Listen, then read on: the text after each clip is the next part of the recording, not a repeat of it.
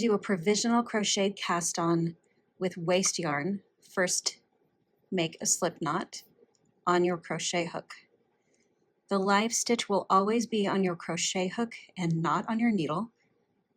So chain a couple of stitches on your crochet hook.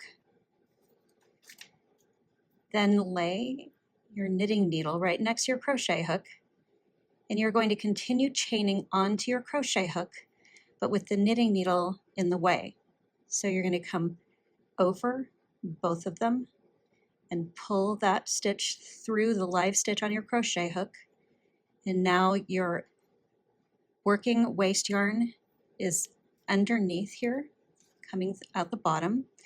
You're going to bring it over the top again and pull that loop through the stitch on your crochet hook. So if these two stitches were to come off the knitting needle, that would not unravel. The only live stitch is on your crochet hook. So you're just going to continue doing this until you have the number of stitches you wanted to cast on.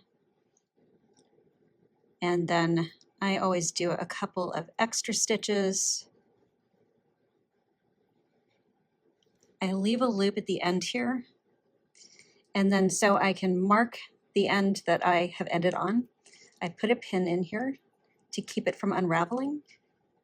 And now I can start working with my working yarn and unravel these stitches when I need to pick up stitches from the cast-on edge. When you unravel, make sure to do it by taking the pin out and starting at this end, because then it will unzip and you won't have to pick it out.